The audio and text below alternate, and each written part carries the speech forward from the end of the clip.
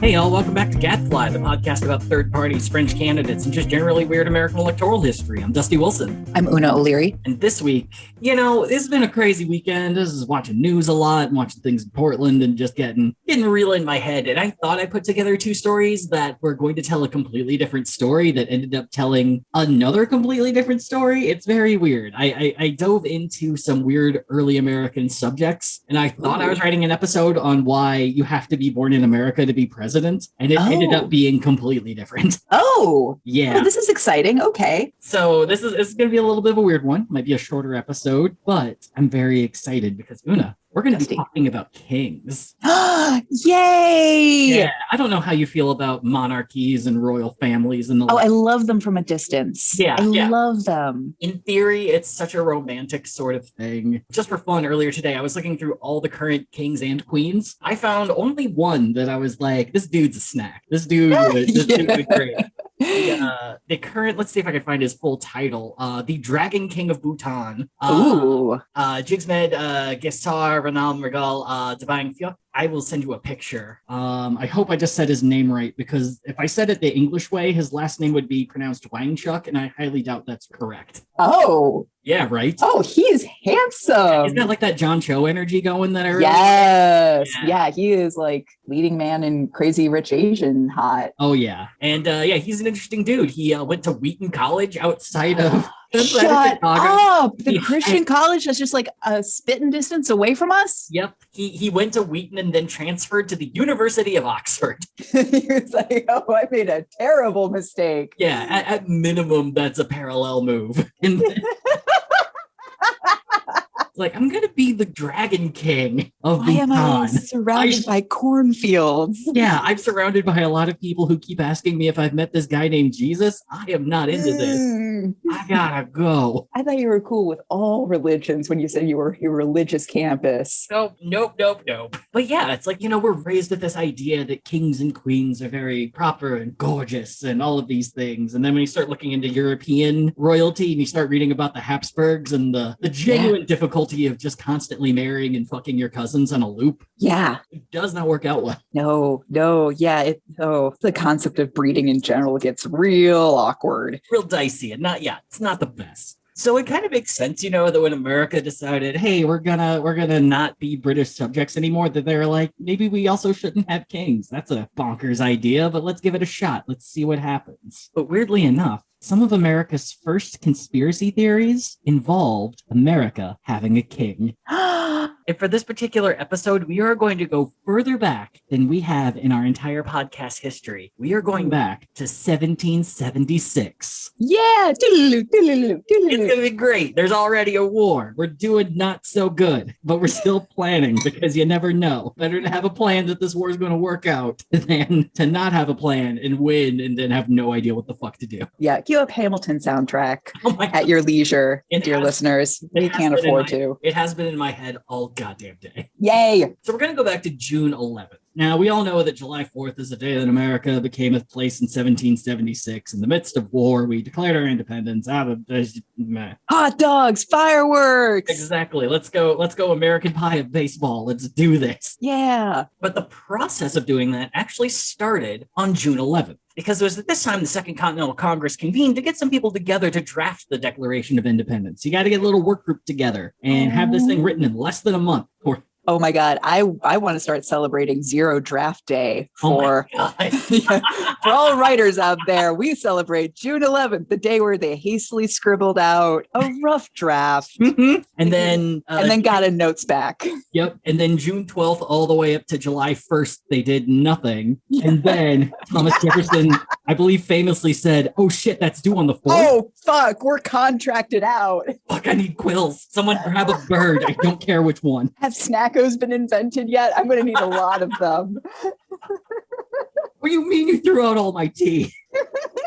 So the thing that's a little less known is that the day after, on June 12th, the Continental Congress got together because they were like, you know what, I think we need a little more paperwork to get this right. So they chose 13 members of Congress, led by John Dickinson, to create our first ever Constitution in 1 month. Now, this is something that I casually refer to as the worst thing to learn about in American history high school classes, because we're going to be talking about the Articles of Confederation.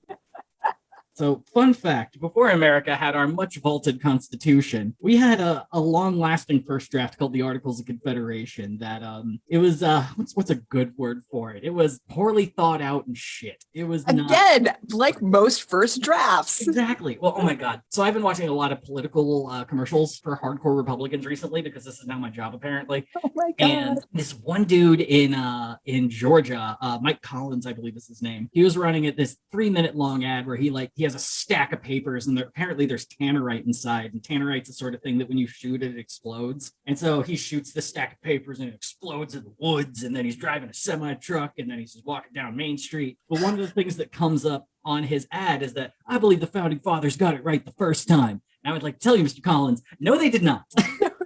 Not even a little bit. Their first time was it was the new Coke of freedom. Oh my God. I'm just in writer's heaven. Yeah, it's like no first draft has ever been that good. Nope. Yeah, I think I read somewhere that Repo Man, which is a fairly all-right 80s movie, was written in a week. And I think Clerks got written in a month. But those are like the only examples of things where it's like, all right, your first draft got produced. Congratulations. Right. But then don't tell me that there weren't there were edits made. The movie was edited together. Yes.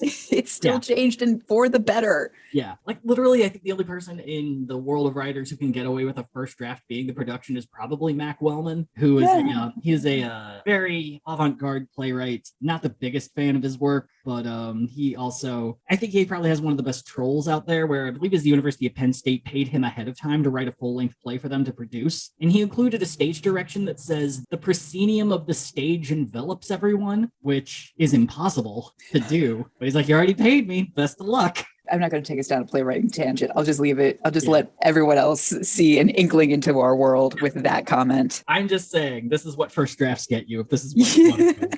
But yeah, and you probably shouldn't be like, okay, guys, we're going to do our first draft of the Constitution in 1 month, and then we're going to debate it. I mean, listen, I love a deadline. I'm not going to lie. So the Articles of Confederation would end up including 13 points that would establish how America would be run, and a few extra details to make the process independence run a bit smoother. After their first draft, a ton of debate sprung up, to the point that the final draft of the Articles wouldn't be completed until November 15th of 1777, about a year and a half after the first draft was produced.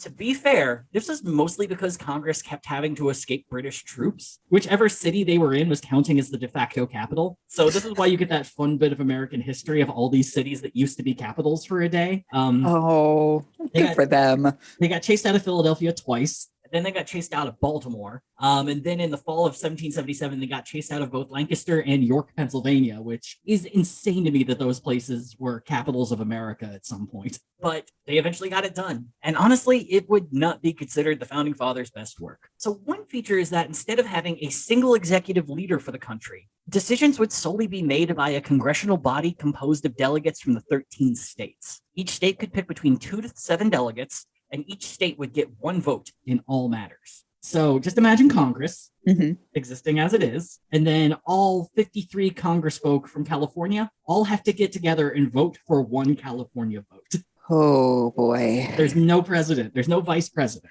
There's no. That's it. Oh no. I get what they were going for. It's kind of an interesting concept, especially if you want it to be as democratic as possible without any sort of massive leadership. But all you have to do is just be like, all right, if we forced every congressperson from Florida to come together for 1 vote, you're going to have Val Demings and Matt Gaetz having to debate each other every single goddamn day. Oh boy. So yeah, so that was the initial idea.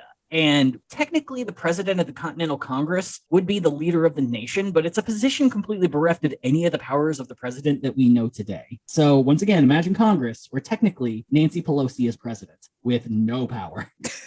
Secondly, each state would be given complete sovereignty in every other matter that lied outside of the Articles of Confederation, which essentially meant they could decide on anything other than matters of war, foreign relations, creating their own currency, or charging people in state courts who had been accused of piracy. Piracy was very big at the time, and they figured we got to put this in our freaking Constitution. I love it. I kind of wish there were more maritime law. Yeah, I mean, it definitely makes me wonder if during the Napster days, if they would have just been like, federal law, motherfuckers, we got to put you in the stocks. Look, it's the Articles of Confederation, man. What are you going to do? Argue with them? The 67 presidents who run this country have a very strong feeling about this. Also, if there was a dispute between states, then Congress would have the deciding vote on whatever issue was brought before them. But also, point 11 might actually be my favorite. It's a very weird little stipulation that says that if the British province of Quebec, which at the time went as far east as Labrador on the Atlantic Ocean and as far west as Quebec, if they wanted to join America, that they would be granted immediate admission into the Union anytime they asked. Oh my God, we were so thirsty for Canada even back then. We just wanted to fuck with the British. That's all it was. If we could get the British out of Canada without going to war, fuck it, let's do it. There was also debate on whether or not they would also allow that for Vermont or Kentucky or the state of Franklin, which almost existed, which would have been all of East Tennessee. Oh, what could have been? But the debate was just like, it's British Quebec and that's it. We can't be listing out all the states we wish were real. We can't list out actual states that might actually happen. We just want sexy French Canadians. Oh my God.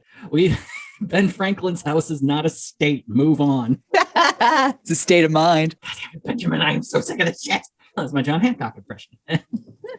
But the biggest deal was that the articles would officially define the territory west of the current colonies.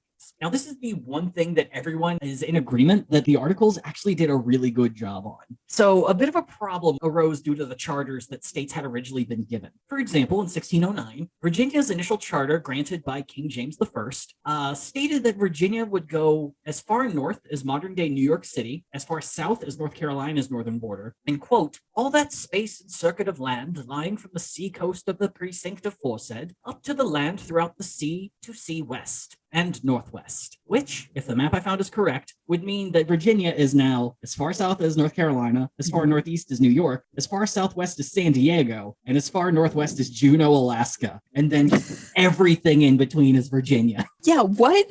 Like, well, it's also because no one had charted how far west the country went. So I'm sure they were just like, I don't know, it's got to be like down the road is the ocean. Yeah, in retrospect, it sounds like legal finagling to be like, all of it. I want all of it. The king said I get to have all, daddy. But yeah, keeping in mind that the fact is like everyone thought like Hudson River was like, yes, now we are going to Spice Central. We are on it. It's just, no, going to Albany. Congratulations. 2 more miles. Just keep going.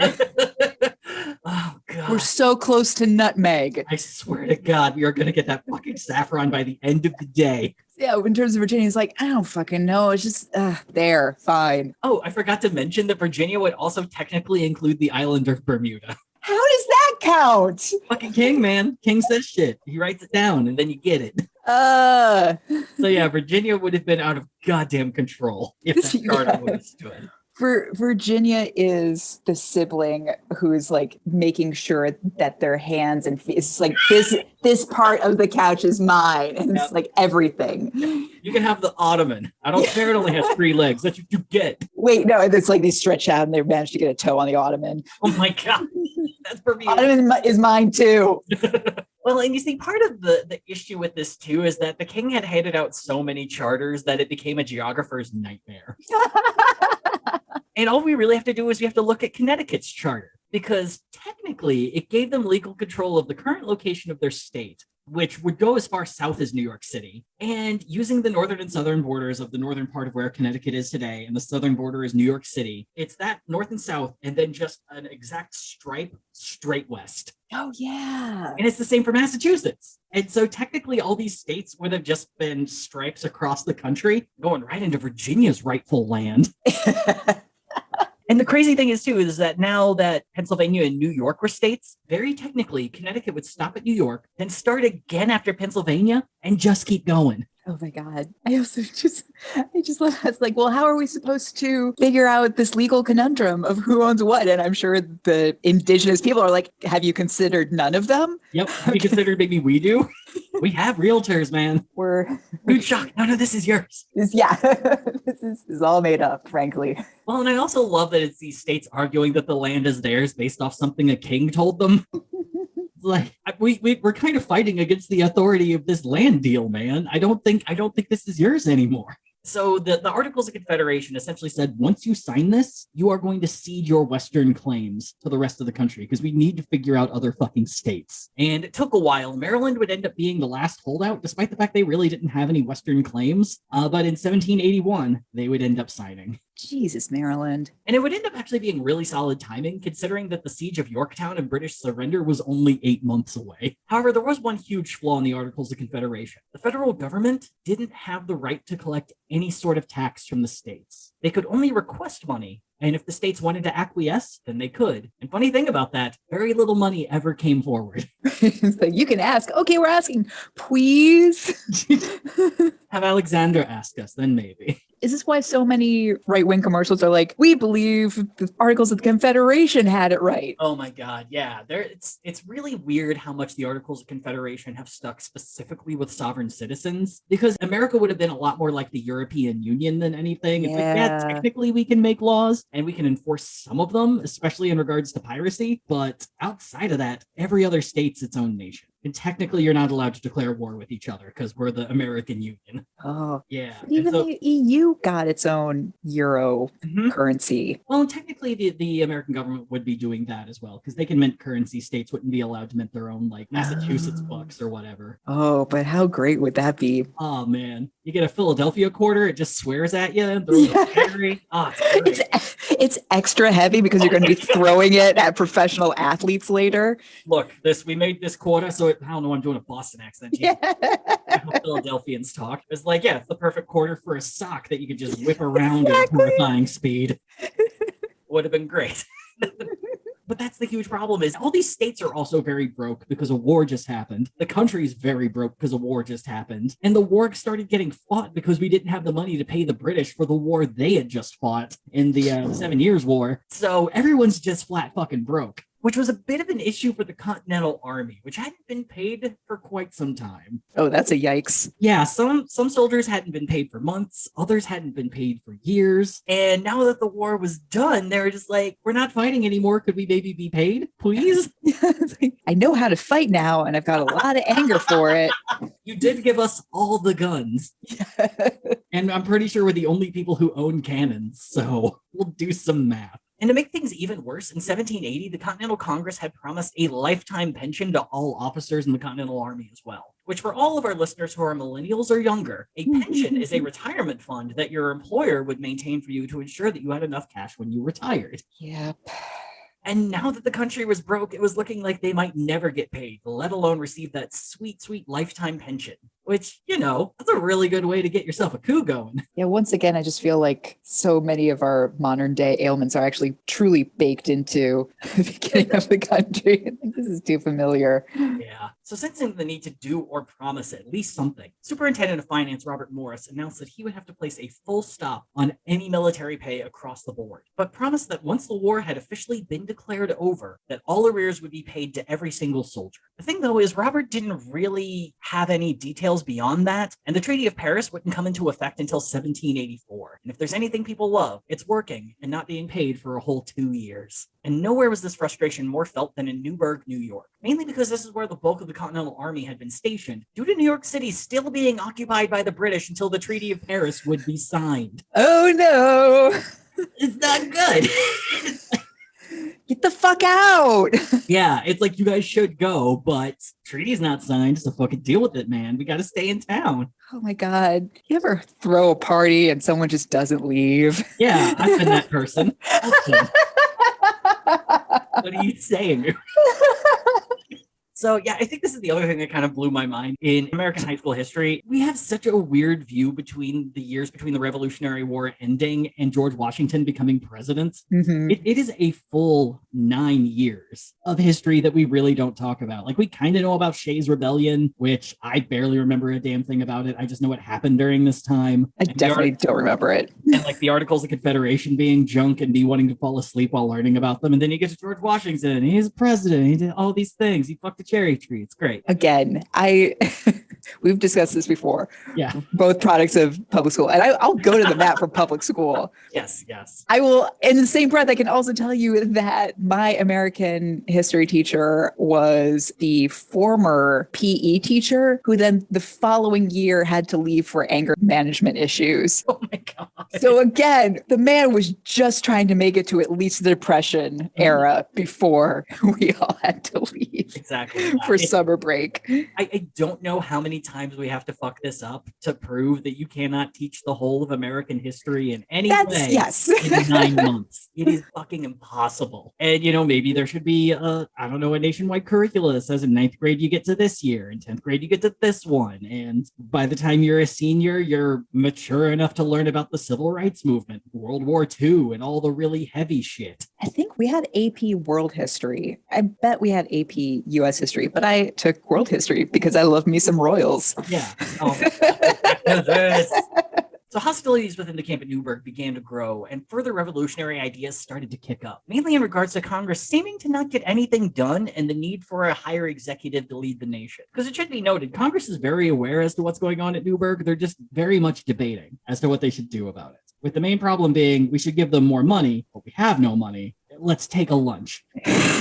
Question mark, question mark, question mark. Profit?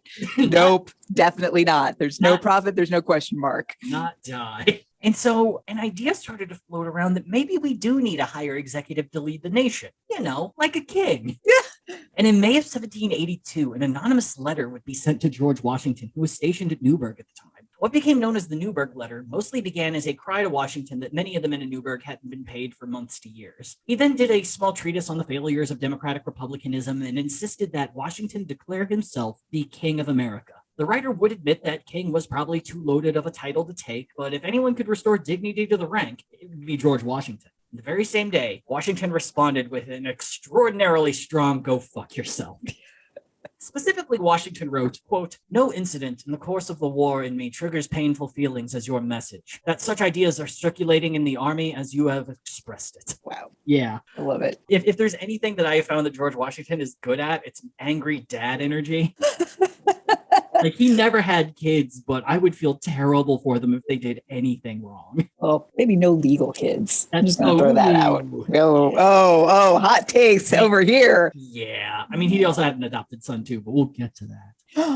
So this and Hamilton was also his personal secretary too. So I'm sure we're getting some Hamilton snarking and all these good letters. Oh my God, yeah, that's good. I don't know if he still was by the time the war was done. That's right, yeah. Because again, from the musical, I think he went to the Confederate Congress. Yeah, Congress of the. Anyway, yes. Yeah. Okay, sorry. This rebuke would cause the writer, a major by the name of Louis Nicola, who was a member of the Invalid Corps, which was a branch of the Continental Army for people who weren't physically fit or physically capable of being soldiers, but still wanted to help. And it caused Louis to admit that he was the one who wrote the letter and begged Washington to forgive him, just stating that Washington's response caused him a whole world of shame. Louis would end up sending 2 more apologies, which led to a return of cordiality between the two. And fun fact, after the war, Nicola would go on to become infamous for writing a pamphlet that claimed that nothing written in the Bible could prove Jesus's divinity. It was highly unpopular.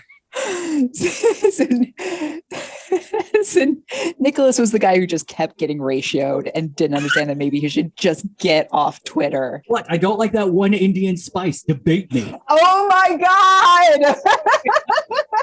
WAPO, shame on you for letting this see the light of day. Look, WAPO would have hired Louis Nicola as a... in a heartbeat. Yeah. Would have given him a pension. Ugh. So in the grand scheme of things, Washington turning this idea down worked out pretty well. For one, the whole war had just been fought with the idea of a democratic republic in mind the whole time, not a constitutional monarchy like the anonymous letter writer proposed. And honestly, it probably would have resulted in a civil war shortly after Washington took the American throne. But on a more difficult note, as I said, Washington didn't end up having kids. So finding an heir to the throne would have caused all kinds of chaos in the wake of his political reign, and once again, probably would have caused a cil war. I am going to ask you on that. Do you think that's a fair assessment? Yeah, absolutely. Because I think one, it would have been the exhaustion of like, what did we just risk our lives for? I'm sorry. Like, it would have been like an evacuation of Vietnam moment of just like, wait, why were we just, fuck. Yeah. But then, yeah, it's like if we were to have an American king, then I think, then I can see like whole congressional dialogues over like, well, do we even have primogeniture lawship? Like, or do we just pick a new king? Like, is it just like, is king just like a placeholder name until we can think of something better? Are we going to take the Magna Carta? Like, what? We already fucked up with the Articles of Confederation. What? Can we do this better with king? And so kind of a fun thing is there's a YouTube channel called Useful Charts, and the guy who runs that made a few educated guesses as to who would be king today if Washington just went ahead and said, sure, I'll be king. Oh, I love this. So based on his research, there are three potential lines. One based on his adopted son, George Washington Parke Custis, one based on the man who inherited the family estate of Mount Vernon, Bushrod Washington, or the line based on family seniority, which would begin at William Washington. And fun fact with the adopted line, George Washington Parke Custis's only child, by the name of Mary, ended up marrying a general by the name of Robert E. Lee, making him king of alternate history America. Oh, no. We're talking darkest timeline shit. It's kind of fucked up. So in the adoption line of Primogenesis, was that where you said Primogenesis? Maybe. Is that it? I don't know. Yeah, you said it right. And some reason my brain I've been reading about the plantagens, so I'm very keyed up. So the line of succession for that particular family would fall to Robert E. Lee V, who is currently a high school athletics director. He's also gotten a lot of fame because he said, yeah, you should take down my great-great-great-grandfather's statues. We do not need them. We good. See, this is what the Game of Thrones boys should have led with. Oh my God, yes. At least that would have been a slight improvement. In the family seniority line, it kind of depends on whether or not women are allowed to, if it's like the eldest child, whether they're a man or a woman, kind of decides where this would go. And so if women were allowed to be the leader of the country, it would fall to faith-based nonprofit founder Bryn Kelly of Liberty Township, Ohio, or artistic representative Dick Washington of Waco, Texas. All right, Dick. And then if we're looking at the inheritors of the Washington family estate, then that would fall to the National Society of Washington Family Descendants president, Mary Washington. A solid Washington name. Yeah, and so a lot of people believe Dick Washington would probably have been the king as of right now if that was the case, but Useful Charts does make a very good point that if we had a king, there'd probably be very different marriages going on at the time. Yes. And, oh, yeah. A lot of this is just pure speculation. Weird assassination attempts. Oh, 100%. There'd be weird family sort of shit. It would be, I mean, just alone with Washington not having an heir, there would be at most a three-way civil war occurring if people really fucking wanted to. Oy. And I'm sure that just would have made King George laugh even more than he already was with his syphilis.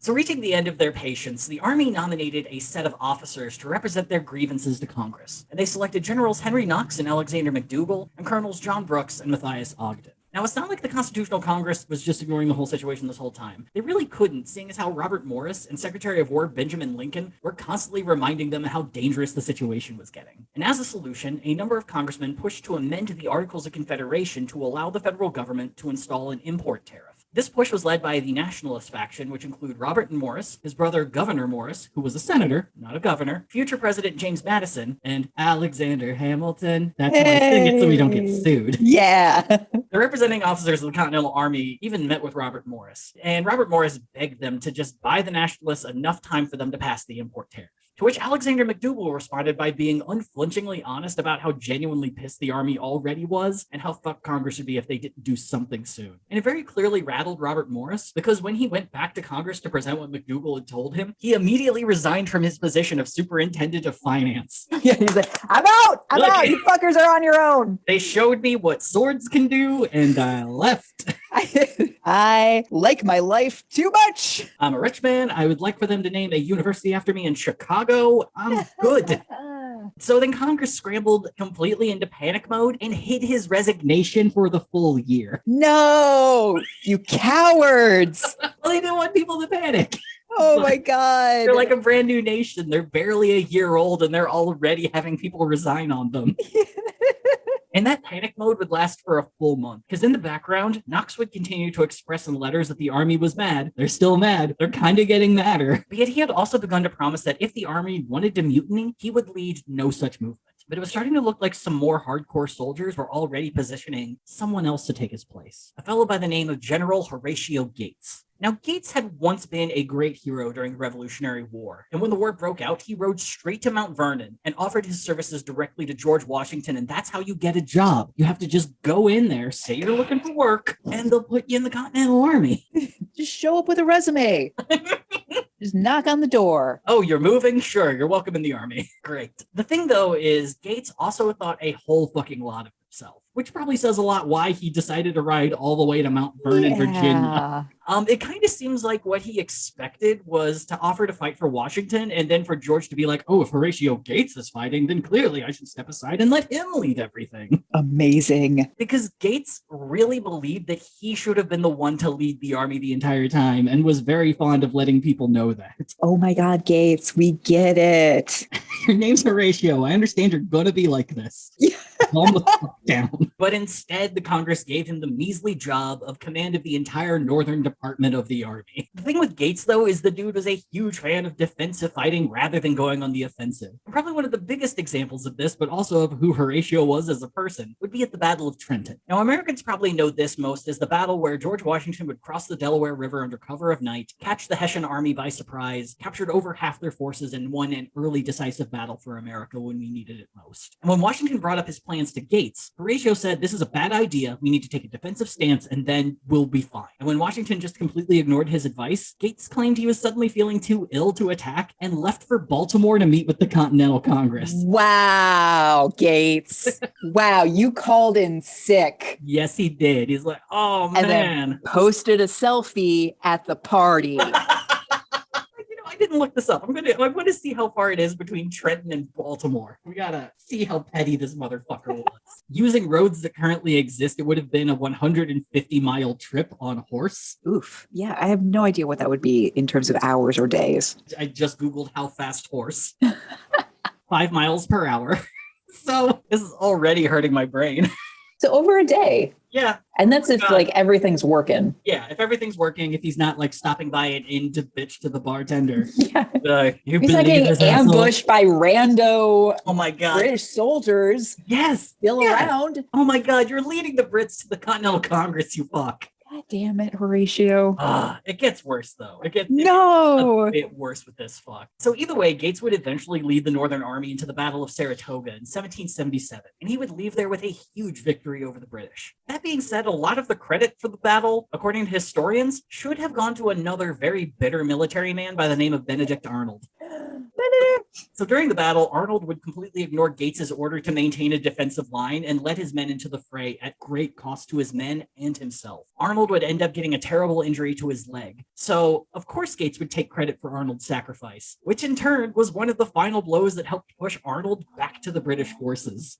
Oh. Yeah, the story of Benedict Arnold is actually very sad because he was a very competent general and knew what he was doing, but people above him just kept taking credit for the things that he did to the point he said, fuck you guys, I'm leaving. Oh, man. Yeah. This is great. It's that, I mean, see, this is the shit I really want to learn about American history when I'm a teenager. Yes. I feel like I could have found some, it would introduce ways to deal with conflicting feelings. Because as teenagers, yeah, we all get very frustrated when we're at our menial job and some asshole manager takes credit for shit we did. And be like, I get it. It's not the right thing to do, but I get it. Well, what would Benedict Arnold do? You're right. He would have set fire. Yeah, he would have set fire to this blockbuster and gone to work for Netflix. Damn it. But then no one at Netflix trusts you because you're the guy that burned down Blockbuster. Poor Benedict. Goddamn. Here at Gadfly, we are apologists for Benedict Arnold and love couples. It's a very complicated Please write a review. Oh, God damn it. Stupid commies say words. 3 stars. And so after winning the Battle of Saratoga, kind of, sort of, Gates immediately sent a letter to Congress saying, hey guys, we need to invade British Quebec, and we need to do it now. Which we would later find out. Canada. We would later find out in the War of 1812 that's a bad idea. So not great, yeah. Not great. They have a habit of burning down homes where your president lives if you do that. So Congress at the time's like, no, I think we're good. We'll just stay here and do what we got to do. We'll remain on this side of Lake Ontario. Thanks very much. But this also started to lead Horatio Gates to sending his battle reports directly to Congress and just completely circumvent George Washington, his commander, his direct senior officer. God. This started to lead to a bit of a rift between Washington and Gates, but Gates was apparently good at war, so they couldn't exactly fire him. Eventually, at some point, he ended up becoming the director of the war board while being a general, which is apparently a very big conflict of interest because he could give himself a lot more supplies and things like that. Oh, ruh-roh. So eventually there was just like, that's not right. And he's like, fine, I resigned, but I'm going to lead the Eastern Department of the war now. So he did that for a little bit. But finally, there was an opening in probably one of the harder places to fight, the Southern Department. And people figured, you know what? Horatio did great at Saratoga. He didn't fuck up the Eastern War. Let's send him to the South and see what this guy can do. So Gates would lead his men down to Camden, South Carolina. He was completely full of himself and his abilities and ended up getting crushed by General Charles Cornwallis. Not only did Gates lose 1,900 men, 1,000 of which captured, 900 killed, but the British also took all of their supplies and all of their artillery. In literally one battle, all of Gates' weaknesses came out, and Congress removed him from command. Congress would court-martial Gates, something he fully supported whenever it happened to his enemies, but suddenly when it's happening to him, it's some great travesty of law and his rights. This guy's the worst. Yeah, Horatio Gates is a fuckboy. I believe he's a fuckboy. He is. He's a powdered wig fuckboy. Oh my God. He keeps leaving his commanding officer on red. Dude, you said you would meet me in Camden. What the fuck? It's just the little dots waiting. He's texting. Just a pigeon flying above you. It's like, I know that's Horatio. He's fucking fly down here.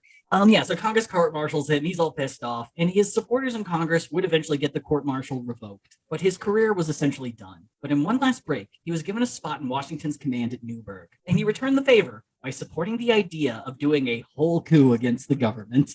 And if a coup was going to happen, the first official step occurred on March 10th, 1783. On this day, an unsigned letter began circulating around the army camp at Newburgh, calling for a meeting of officers the very next day to discuss the issue of back pay and whether or not the army should send a direct ultimatum to Congress. Now, it's fairly believed that the ultimatum was going to be either pay us, or when you say that you are disbanding the military, we're going to stay together and we're going to be an independent army at that point. Again, you've taught us one thing. I learned it from watching you.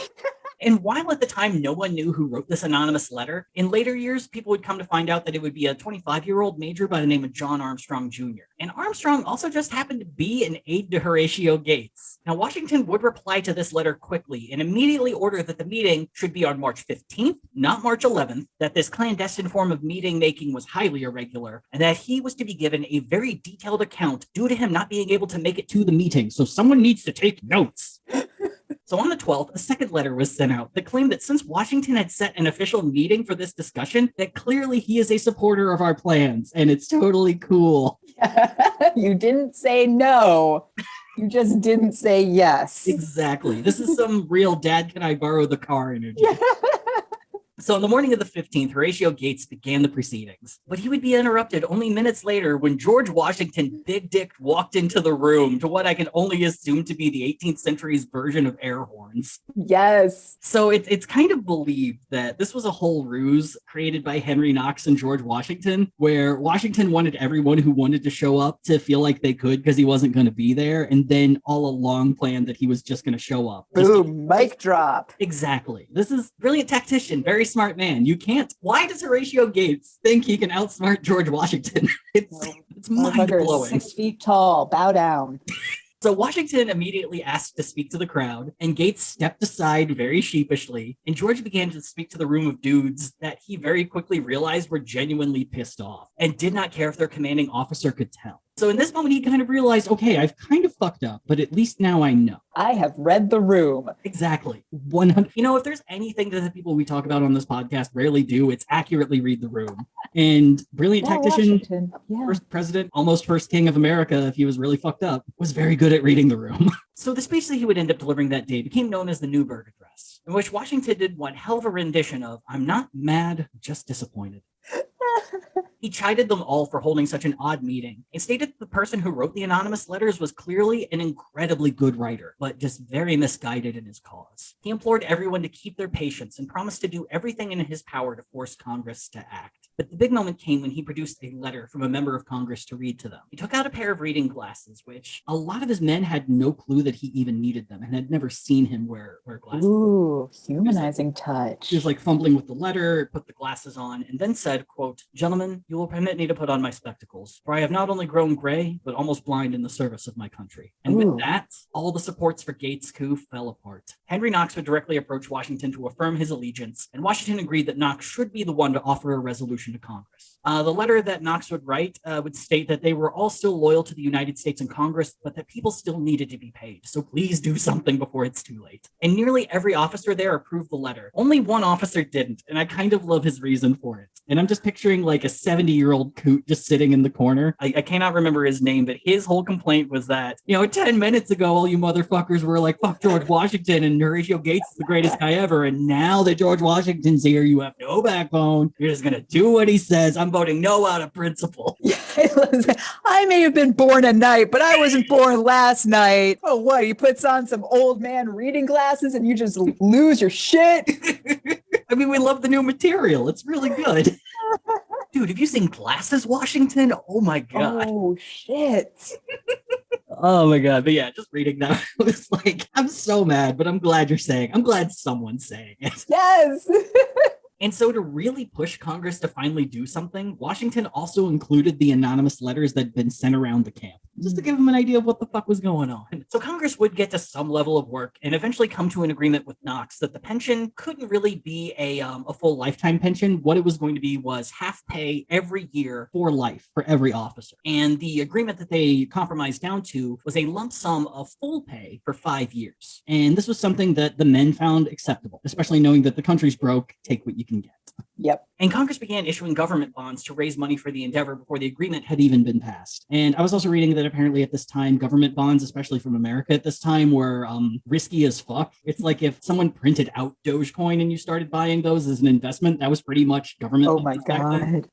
Boy. But by 1991, they were all paid in full. By 1791, not 200 years. Yeah, it actually worked out really well. Well, there you go. But only months after fighting for his men, George Washington would declare the end of hostilities against the British and disband the army on April 19th, 1783. In the end, Congress would only offer the soldiers 3 months' pay as their final offer. And since Congress didn't have the money for that, Robert Morris coughed up $800,000 of his own money to pay the entire fucking army. Hey, Robert Moses. Oh. Yeah, Robert Morris is an R8 dude. Morris, yes. Yeah. Moses just created a highway system in New York, among other things. Fucking asshole. Yeah. You'll get your due, Robert Moses. And so the articles would end up lasting for another 5 years, but the flaws were becoming more and more apparent.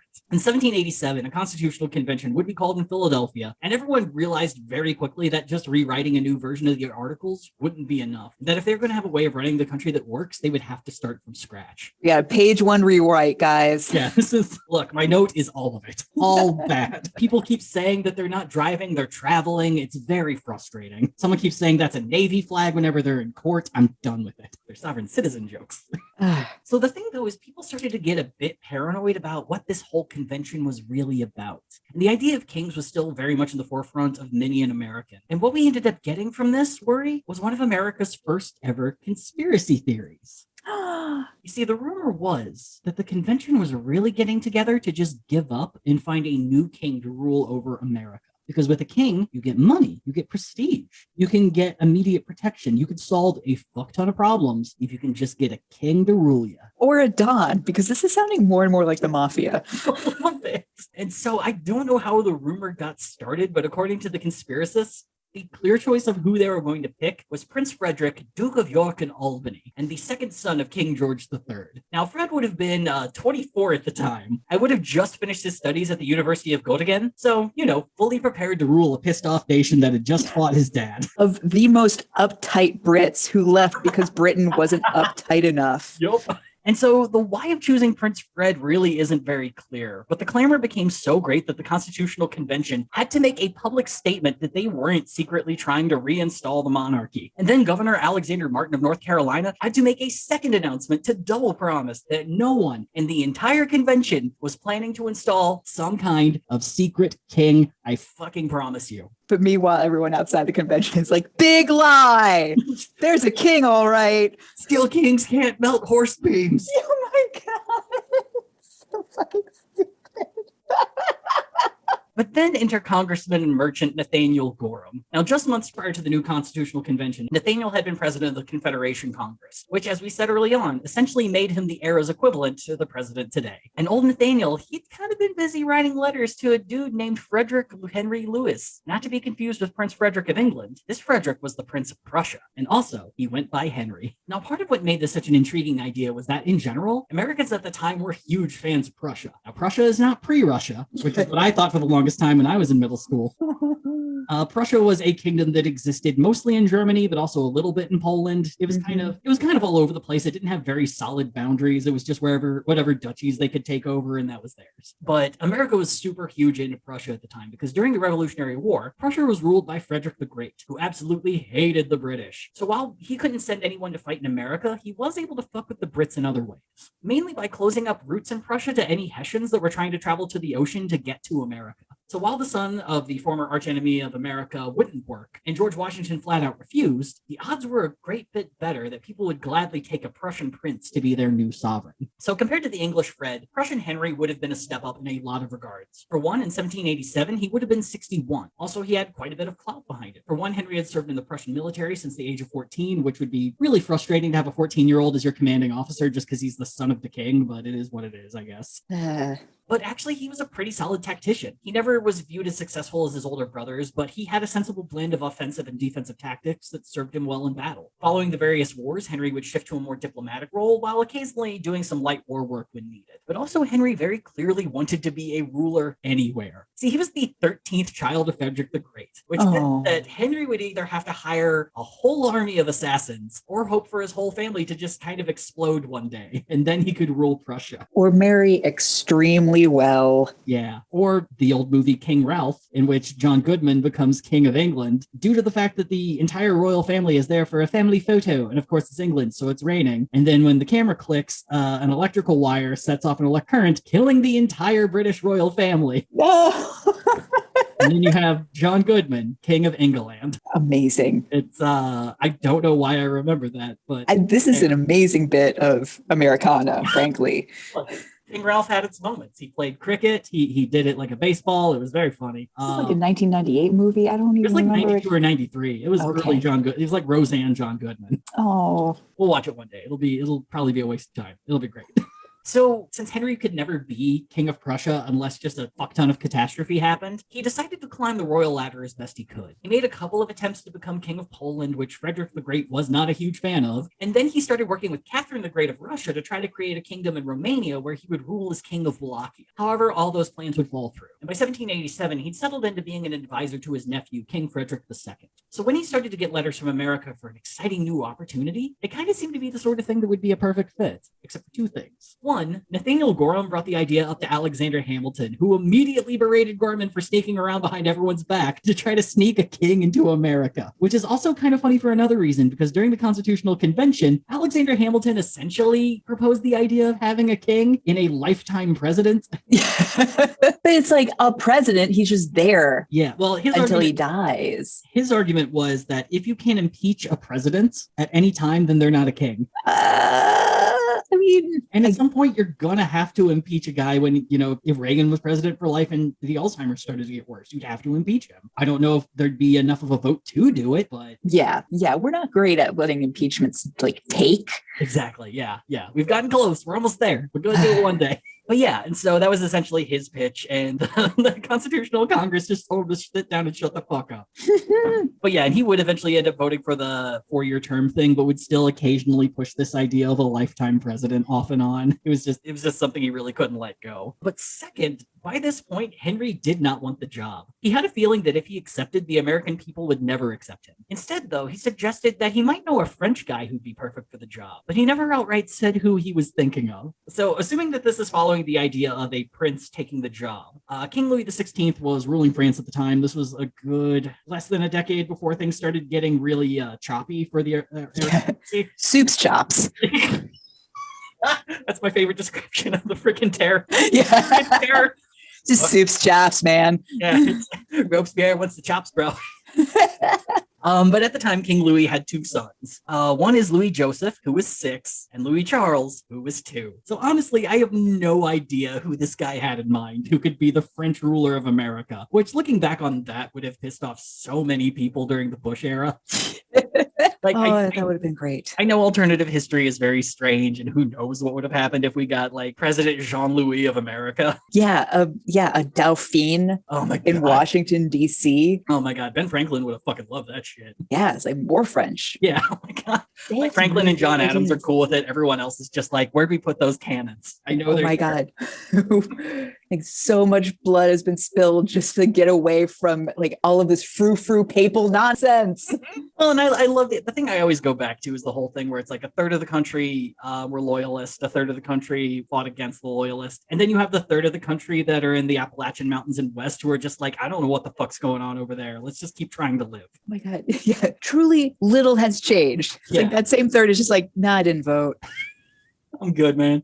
Yeah, but yeah, just everyone in Appalachia be, why is it so loud next door? What's going on? I can't hear if the distillery is blowing up or not. Damn it. God damn it. So the thing is, if they had selected either Prince Frederick or Prince Henry, America would have still been thrown into the exact same chaos if they had chosen George Washington, because neither Frederick or Henry ever had any kids. Come on. It's honest to God. This is royalty 101. Because I mean, I could clearly see it being a thing where if like Prince Frederick dies and no one's there to take over, I can't remember who served after George III, but I could see that king being like, oh, I believe this is mine now. Yeah. Funny that. Oh, welcome home. Thank you for holding this, Swanee. Oh, how quaint. Would you like some tea? I'm sorry, it's all ours. Ew. No, Daddy, this country's mine now. Yeah, so like George IV would just like, instead of the War of 1812, we might have gotten George IV, and it would have just been like another Revolutionary War in the 1812 instead. And who fucking knows how that would have gone? Because we would have been exhausted. It would have been. I mean, the War of 1812 was already history's greatest draw. But it gave us a great symphony. It really did. I thought that was for another war. Like Tchaikovsky, right. Yeah, War of 1812. Dun, dun, dun, dun, yeah. Pow. Oh my God. So either way, once Nathaniel told Hamilton, word started to spread about his plans. And wouldn't you know it, one of the new articles in the Constitution said that to be president, you kind of have to be born here or born of U.S. citizens. Also, you have to be 35. Looking at you, Prince Fred. So we're double making sure on that one. looking at you, 2-year-old French baby. We've chosen this barely speaking child to rule America. No, he doesn't know English. He barely knows blocks. Oh my God. So this would be America's weird beginning of the time that we almost had kings a couple of times, but not really. And I was looking in to see if there was ever another time throughout history that a monarchist movement ever started to take hold. And it seems like the only other time was in the 1970s when this kook is probably the right word, where this guy started to make a movement to try to make an American monarchy. But I need to dive a little deeper into that because I think that might end up being a story for another day. Yeah, I mean, I've heard of people really hating Carter, but that's a new level. Damn it. I swear to God, if I have to pay $2 for gas, I am going to burn this place down and install a king. But yeah, that's the story of America's flirtations with kingliness. I love it. And you're right. There's like, we don't get to hear nearly enough of the pettiness. I know. It's like we always view the founding fathers as these like wonderful, wholesome, perfect individuals when like Sam Adams was a raging drunk. Horatio Gates was just a petty piece of shit. Such a dick. Ben Franklin was just a womanizing fuckboy. It's really helpful to look at these guys, but I think we also need to tell students their age every single time because it's very easy to imagine all of them as like, oh, they're 60 and 70 years old. Yes.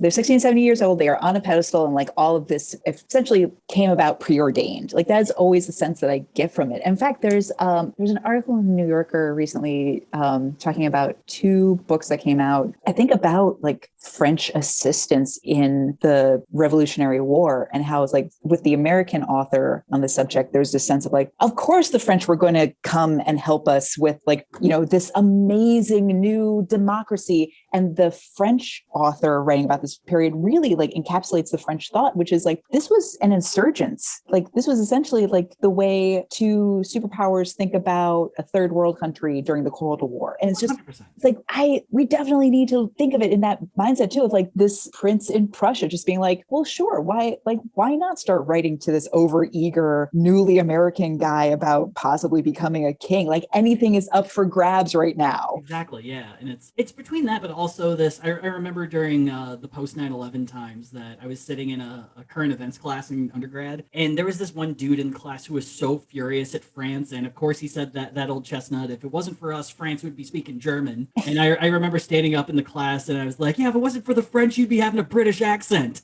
And I think I left because I was embarrassed. But yeah, it's like France helped us out a lot in the early days, but it wasn't so much out of, the kindness of the idea of a democracy. It was like, oh, you hate Britain also? Sure. Right. Spain also hates Britain. Can we bring them? Okay. You can wreck their economy even for a little bit. Great. Love it. This will give us some time to catch up from all the money we lost in the 7 Years' War. I'm very excited about it. I think the more that we get rid of like the simplistic view of the Revolutionary War and how we talk about the founding fathers, I know people are worried that it'll ruin the mystique and the majesty of the country, but I think it's also really important to look at this time and realize that for the most part, it's a lot of 20-year-old dudes who are just trying something fucking radical and accomplishing it. And they're not perfect by any stretch. And there were a lot of problems that ended up coming out from what they did, like, putting off slavery until things got too bad to fix it. I mean, I also love that some of it was just like them trying to avoid a thing and then tripping into a precedence. It's like we didn't want a king. And so now we have a 35-year age mark. Yeah. And a 4-year. We tried 6 years of a very weird government that we figured out did not work. But I think those are the better stories because the founding fathers as they're presented now are unattainable. No one is able to ever be George Washington. No one's ever able to be Thomas Jefferson or Ben Franklin the way that they're taught. But if you teach them as humans who are honestly just doing their best and fucking up and, stumble fucking into success, that's something that people can do. That's something that's actually, I think, more inspirational than some avatar of perfection. Yes, no, absolutely. The effort of try again. It's like if it doesn't work for us with the Articles of Confederation, oh my God, like maybe we'll get somewhere with the Bill of Independence, which is why I will be celebrating June 11th as my own personal federal holiday. Yeah, June 11th, Zero Draft Day, also known as Syllabus Eve. Yes. Oh, man. Well, Una, thank you for joining me on this weird adventure. I had no idea where it was going to go when I first started writing about it. But this was delightful. Yeah. This was a lot of fun. Thank you. So, everyone, I hope you all had a great time, and we'll see you next time on Gadfly. King. Gadfly is a production of Added Serotonin. Our episodes are edited by Brianna Valentine of Rem Alternus Productions. Our theme song is Sophomore Makeout by Silent Partner, and you can find us on Twitter and Instagram at GadflyPod. Ready to level up your cosplay game? Check out the Geek Forge on Etsy. With a variety of props to give your photos that extra spark, you'll find just what you need. Hold magical fire in the palm of your hand, or take a potion to restore your mana. With a large variety of colors, you can choose your own magical flavor for your cosplay. Bring drama to your photo shoots with these vibrant props and more, all available at the Geek Forge. Are you ready to level up your cosplay?